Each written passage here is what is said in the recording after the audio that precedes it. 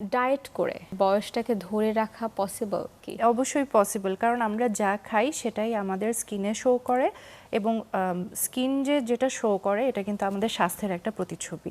কারণ আমি যদি ভেতর থেকে আমার লিভারটা ভালো না থাকে, আমার কিডনি ভালো না থাকে বা আমার অন্য কোনো হরমোনাল সমস্যা থাকে, সেটা সবার আগে শো করে আমাদের স্কিনে।